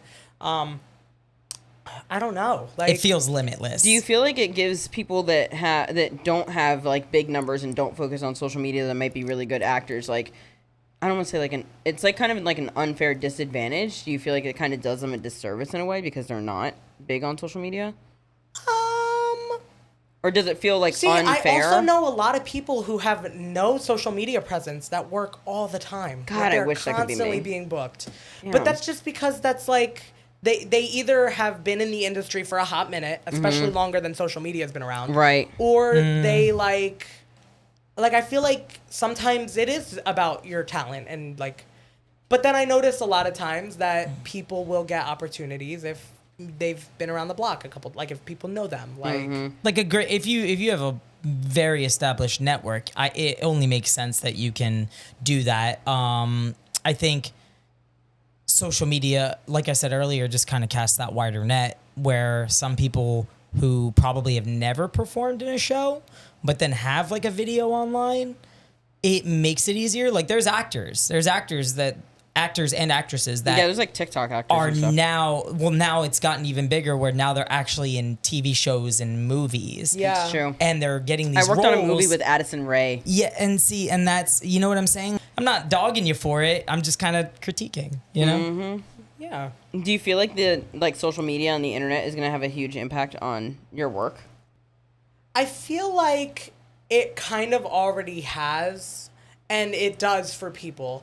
I've talked to people who when you're an actor, like a lot of people have like websites and stuff, and I have like messaged casting directors who have like, they'll cast me and they'll say like, yeah, we saw that one video you posted about like what you singing or something, and I'd be like, oh, so that's crazy. Like, yeah. So you just like saw a video of me and now I'm in your show. Like, Yeah. you know, so, and I don't even post like that. Like, I don't have videos out there. I mean, I do, but not enough for people to just like, you know. Not like super consistently. You're not posting every day Yeah, videos but of you singing. there are like, there's stories of people who don't, like, who do it naturally. Like, no social media involvement, no nothing. But also social media is really important in the arts industry, like for theater especially, because I feel like without things like Instagram and stuff, that I wouldn't even know of like certain theaters doing things and like certain auditions that are happening or things like. Shit, without social media, I wouldn't even know some of the plays that have existed all these years. Yeah. Like, if it wasn't for you, of course, I feel like I wouldn't know half the shows I know now, but on top of that, separate from you, I feel like social media has helped me understand like what shows exist versus which ones have already previously existed. And then I can understand songs better because sometimes the audio from those actual shows will be used in the, like you said earlier, in the TikTok or in a reel or something of that nature. Yeah. So I think there's so many, like, it was so funny for the longest time, a lot of things from like Heathers were going viral. Yeah, and yeah. like they, like, I don't even know if people knew that it was from like Heathers the musical.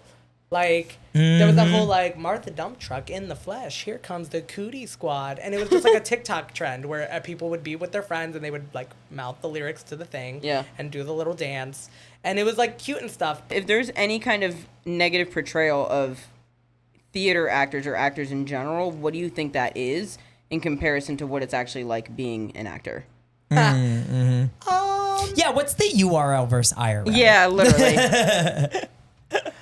I feel like, you know, it's funny because there are some people that I know that I do shows with and stuff, and you almost like if you met them outside of the show, you probably wouldn't even know that they're an actor because they're just like they're it's their job, not their like livelihood. Oh my God, like, I literally did a solo episode earlier today, and I said I work to live, I don't live to work. And I think that that's like a big like distinction between some people that work in like an arts industry and other people that don't. Some people literally live to work, and all they can do is just work all the time, and that's all they want to do and live their life in that way. And then there's other people that are just working to be able to live their life. See, I'm a Capricorn. I love me some work, and I love putting in the work. But the thing is like I also like love what I do a lot. Yeah. And I like kind of like, I feel like if you looked at me, you'd be like, yeah, that fucking person does theater or something, you know, like. You think? I don't think so. I also feel like there's, because I feel like a lot of people base their ideas of like theater people, especially off of what they got from like high school and stuff. Yeah. But I mean, when you're in high school, that's your whole life is that, you know, like you're going to school, you're in the theater program, you're doing, so like there are the annoying theater people, and sometimes they let that carry into college and into like the real world if that's all your experience has been. But there's a lot of people who have worked professionally for a very long time and who just like, it is their job, and they don't have like the, like they've like taken away all of like the college and high school experience of it, and they're no longer like the annoying people that you see online, where it's like there's so many sketches of people like being like, when you run into like the theater tenor or whatever, and it's like how they portray themselves, and it's like, yes, you're right, but also like not all theater tenors, or you know, whatever. Yeah, you guys are real people too, of course. Sometimes. Yeah. Sometimes we're actually just in character all the time. Sometimes they're like subhuman. If you know, you know. Yeah. Orange drink, if you know, you know. Do you feel like we missed anything? Like, do you feel like you have anything that you want to talk about or that you want to say that we haven't gotten to? Oh yeah, there was something you asked earlier as far as like how you get certain opportunities and jobs and stuff like that, and I was busy talking about EPAs and ECCs. Yeah.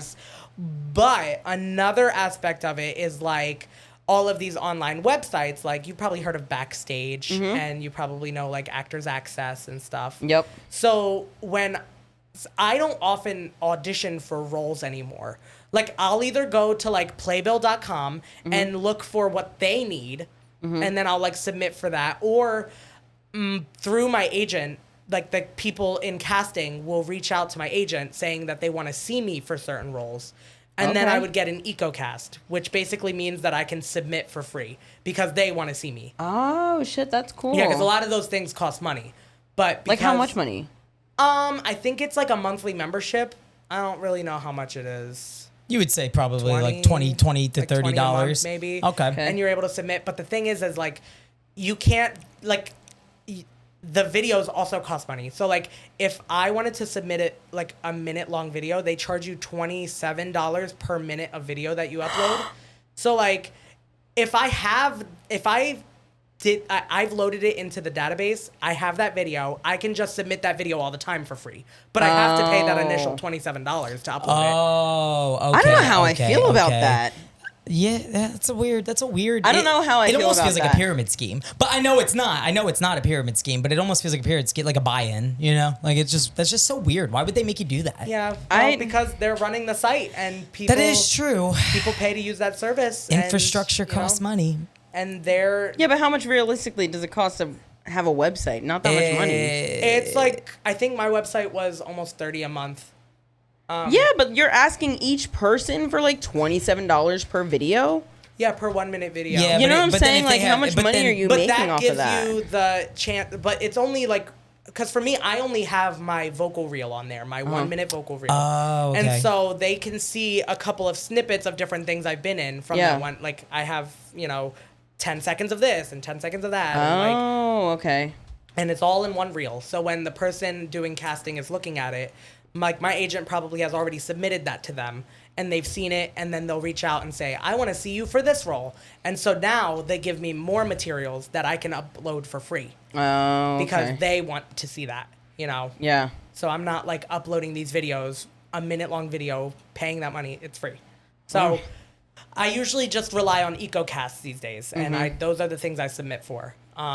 Unless there's like things that I know in my circle, like email your headshot and resume to this and we'll reach out to you. Like that's kind of what Walnut does. Like they'll reach out and say, we're looking for like understudies and extras, like come in on this day, you know.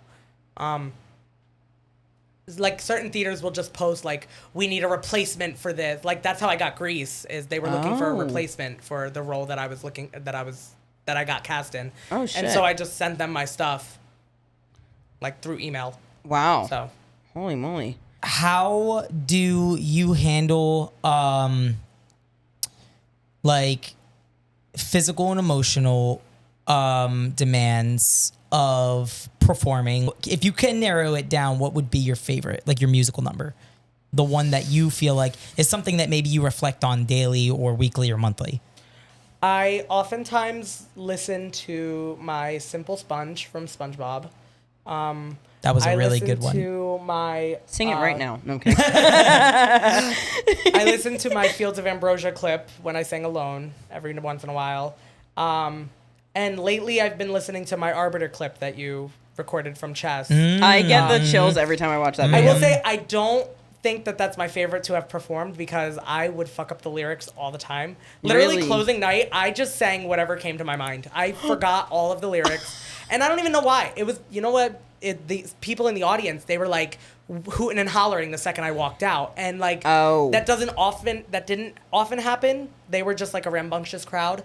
And so I just like, it took me out of it for a second. And from the second the song started, I like fucked up the first lyric. Yeah. And then I started getting into my head about the other lyrics. And I was like, wait, what do I sing next? Because now I'm like thinking about too many things right now instead of just like being in the moment. And on like, closing night after you've done it so many times. that's what, like, I just did this whole show. Yeah. Like, we had, 13 performances or something? And Yeah. on show 13, I was like, on episode 13. Yeah. But, Episode 13. and then the first question you said is, how do I handle emotional and physical things? Yeah. You know, funny enough, when I was doing Grease, there were a couple times when my knee would, like, almost give out on me. Like, it hurt so bad. And I would, like, be hobbling about. I had to, like, put, like, icy hot on it, put a sleeve on it, wrap it in ace bandages. Like, Really? I don't know what the deal was, but it literally felt like it was like coming apart sometimes. Like I would take a step and it would like pop and snap. And I'm like, oh shit. Like, and I think it's because I would like dance without stretching and stuff like that. But like to me, the dances just weren't like that crazy that I felt like I had to do, like I wasn't doing splits or anything. I was just like kicking my legs a couple times. Yeah. So I just didn't like take care of myself. And I realized I'm getting older. So I'm like, maybe I should, you know, do that. So a big thing is I realize I got to stretch more often. Yeah. Like, Stretching is so important. Oh my God. Like theater is so physically demanding in so many different ways. So like you have to stretch. Same thing with your throat. Like I have to warm up. Mm-hmm. Whether it's talking all day or, you know, whatever the case is. Fair At enough. least like a warm up is a warm up. Whatever works, you know? Yeah. As long as I'm not hurting myself. And I feel like that's important.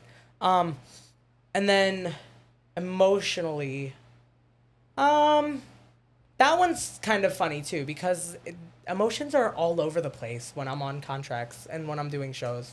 Like, because like I said, there are the moments where like I feel absolutely horrible about myself. And then there's like moments where I feel like nobody could stop me. I'm like on cloud 9. So before, during, and after like a show, you feel like you can either have the best emotional state, like piece of cake. Yes. And then like walk out and then there's no fucking issues. And Or then, I'll walk on stage and be like, that number fucking sucked. I'm in my head. I'm doing this, that, and the third. Yeah. And then like, even during rehearsals, like I will be so ready to rehearse something and I will execute a dance like perfectly, or I'll do like, but then the next day I'll be like, I can't even remember what step comes next because I'm like so in my head or something like it's just so, but that's the beauty of live theater is it always keeps you on your toes. I love that so much.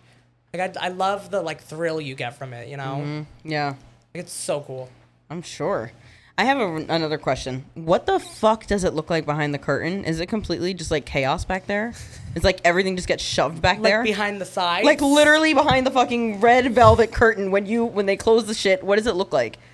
Well, when they close the main curtain, When the show's done, like you just saw Grease, and you know at the end they close the curtain. Yeah. I mean, usually we're all just walking off stage and getting undressed, but there have been sub days, like especially closing, we all gathered like behind the curtain and we said like nice little things and we all hugged and whatever. Yeah, but like, where does all the stage shit go? Like, y'all are moving shit on the stage all the time. Sides. Just off to the sides. Yeah. So it literally just stays there out on in the the wings, sides. and sometimes as actors, we're like before we walk onto the stage, we're like climbing over set pieces, and then we like run out. Shut the fuck up. Yeah, it's not like linear. Oh shit! Like, you guys don't have like a clear like fire lane for you to like walk through. Nothing's clear. Someone should have a fire lane. They should just have yellow tape on the floor for you to like. No, when I did chess, like the wings would be like as thin as this couch is, like, and you would have to like just walk around it and be on, like you're on stage now, like you just round the corner and you're on. Oh, because it was like there wasn't a wing really, it was just backstage, like, and there was a lot of you guys where during do you chess, like so that's crazy. Where do you like go, like when you're like backstage, like what is it like, how do you fucking when you get off stage, like what do you do? Well, if you like have another number different. coming so up. When you saw Grease, it was in a high school. We would often just go to like our dressing rooms, which is like a classroom, you know. Yeah. At Gretna, they have a green room directly behind. Like, there's the stage. There's where the pit was directly behind, like the main, the drop curtain or whatever. And then behind that is all of the dressing rooms and the green room. And the green room is usually just like the main hangout spot. Like in most theaters, it'll have couches, it'll have a microwave, it'll have a fridge. Like, it's like it's the community room, you know. So people will often hang out in the green room. There's like monitors so you can hear what's going on stage. Some places will even have a TV where you can see what's going on stage. And then you just like, when you hear, you know, as the show goes on, you realize what your cues are. Like, I remember I would know to start getting ready to go on stage once like a key change happened in a song before I was going on. So I'd be like, okay, I have enough time to like take a sip of water, leave, go, prepare, go on stage, you know? Yeah. Once the key change happened. Wow. So, but it's different with every show and especially for chess, you had to be prepared back there because the second you round the corner, you're on. Yeah. Whereas like other shows, like you have a second in the wings to chill about. Like we would be slow dancing, me and Colin, half the time during Grease. Because like there'd be a song going on and we're just like chilling back there, like, you know, Freddie, my love. Like, so it's just it's so different. Do they automatically like turn your mics off and stuff for you? Yeah. Oh, that's so nice. You don't have to like worry about being quiet. Some theaters are different. In the community setting, they usually say like keep your mic, like don't talk like for 10 seconds before you go on stage and 10 seconds after you get off. Okay, that's because safe, there's a chance we didn't like touch your mic yet or whatever. Yeah. But like the more professional you go, like you can be like they're on it. They are like on Broadway. Yeah. You can talk on stage fully and they won't turn your mic on until the second you say your like thing.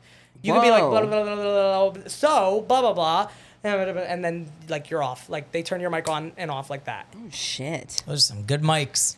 No, and some people that are fucking paying attention. It's good sound people too. It's the crew that's I gotta paying give them a attention, lot of credit because it is not easy being a sound person. No, I'm and when sure. You're performing on Broadway, like their track is just as hard, if not harder, than the people that are on the stage. Because like as much as you need to know your cues, they need to know your. They cues need to know and everyone's fucking cues. Yeah. But usually they can sit there with the book and have like everything mapped out. They have like a plot. Well, they have a stage manager in their ear saying, "Okay, on, light, go, sound, cue, go." Like, jeez. Yeah, like the stage manager is calling all the shots. Yeah. Like everything that you see on stage is because somebody's in the back saying to do it. Mm-hmm. Like if the light shifts, it's a stage manager saying shift light, next light, like cue.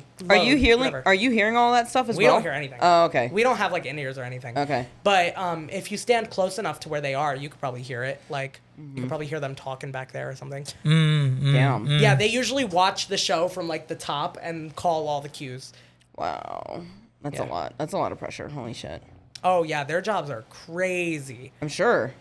because they have to be on the whole show. God, the theater world sounds fun. Honestly, the theater world does sound fun. Like, I've even contemplated going into it myself. The beauty of theater is how many people it takes to make one live performance like happen. Yeah. Yeah.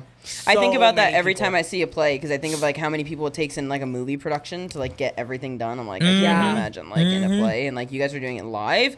God, I feel like I would have a heart attack. Yeah, like, and there's like stage hands, like ASMs and stuff off stage, like helping move things on or pre-setting set pieces so that actors can move them on.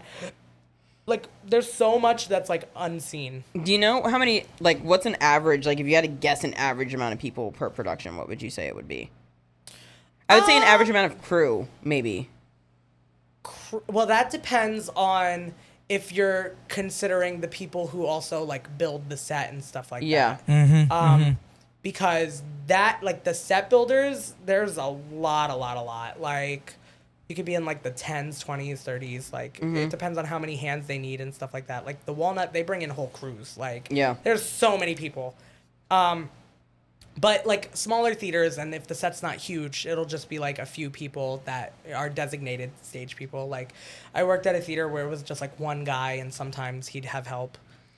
Get the fuck out of here, Yeah, like, one person. And sometimes he would have help, like, what? Well, like, he would do Yeah, a hell bulk of no. it, and then he'd have like other people help him when he needed to like mount things and stuff. Oh, You know, man. but he would Yeah. like build the main stuff. Okay, You okay. know? Oh my God. Wow. Yeah, I don't know. You're looking at, because I mean, if you look in the playbill, It like, probably looks it's like 10 to just 15 names. people, Like, yeah. it's tons of names. So whether it's all the actors, ensemble, like understudies, people in the pit, people running backstage, like there's like 50 or more people probably. Wow. But every show is a little different. Like when I did chess, the orchestra was 24 people, and then the cast was like 18 or 19, 20, like 18 to 20 people. So that alone is already like 40 people, you know? And not even counting the And people who that's are not handling counting- the sound. Yeah, we the had two lights. ASMs, we had a stage manager, we had the sound guy, we had the lighting guy. And most times you'll have where like the people who program the lights, they'll do it during tech week, and then they're gone. It's like the stage manager's job to cue all the lights. Wow. Oh God, that's a huge responsibility. Yeah. Wow. Well, they're the one putting on the show. Yeah, I guess. Yeah. What do you have coming up next? Next is Jersey Boys at the Walnut. Okay. So Are you excited for that? I'm very excited. So I'm doing that, and the extras also understudy a character in the show. So I'm going to be Okay. understudying one of the guys. They're called like the French rapper or whatever. They open the show with like the French version of "Oh What a Night," you know. Oh, so okay. they open the show, and then they do like a couple of little ensemble bits here and there. different Very songs. cool. So I'll be understudying that. So if that guy ever goes down, it's me. That makes sense. So Do you want to tour? I would love to tour. Are you kidding me? You get paid to travel. Hell yeah. Usually they give you per diem, so you'll get you'll get daily money that you can spend however you like, but you also It's get your supposed to be paycheck. for food, but yeah. yeah, for food or whatever. But and then you get to so you get your per diem, you get your weekly pay, you get housed, you get put up in like hotels or whatever they choose to house you in. Yeah. Yeah, it's a pretty good gig, honestly. Yeah. Like I would love to do a tour. That's like I know Broadway is like a lot of people's end goals, but for me, my end goal is to be consistently booked at like either a regional theater of sorts, like whichever ones, or a tour, or like a cruise. Like I would love to travel for work. And as much as Broadway is like the dream because like high ass paycheck and all that goodness, you know, Yeah. it's also like, and for the most part, consistent job. It depends on what you work on. Yeah. But I just feel like touring and cruises and stuff like that just seems so fun. Like those would fulfill me the most, I think. Yeah. You know, whereas Broadway would fulfill my my wallet. You know? Yes. Yeah. Pay This all is your an bills. incentive for everybody listening to go see Jerrod perform at the Walnut if you're in the Yeah. Philadelphia area, Yeah. and go see them perform for Jersey Boys. Yeah. Yeah, follow me on Instagram at Jerrod Ryan. Ganesh. Don't worry, it'll be It's linked not in the spelled how description. you think it is, but that's okay. Yeah. And It's like Jerrod, but yeah. it's not. Is there anything Jerrod, it's you would Jerrod. like to say to the people that are going to be listening to this? To the people, I guess I should just say like support live theater. there is honestly no thrill quite like it for the actors and the audiences alike. Like, I just feel like every show is different. Like, find what show suits you, and like, you'll probably be in heaven. Like, I was one of those people where I loved live music and I love seeing bands live and stuff like that. Theater is a little bit cheaper and you still get the same vibe of like seeing a band live because you just get like vocals blasting your face off and you get like such authentic acting. It's like watching a movie but like directly in front of your face. Like, it's so good. And I don't know, I just feel like theater is so important, and it's important to keep the arts alive. So, you know, support your local theaters and your non-local theaters, and just go see a show every once in a while. It's fun. It's a nice night out, you know? Yeah, it is. It is. And you support a lot of careers when you do it. Like, a lot. More than just the actors. Like, there are carpenters out there. There are people, you know, sound designers. Like, we talked about all of them. Like, you support so many jobs when you go and see a show. Like, that money, that ticket price is not just going to the actors' pockets or to whoever's pockets. It's going to, it's being scattered, you know? A little goes a long way. Hell yeah. I feel like we should roll the outro music, right? Yeah. All right, it's time to do it. Let's do it. Are you fucking kidding me?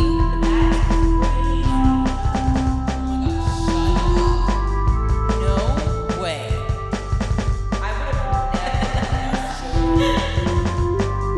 All right, talk to you soon on the next URL versus IRL.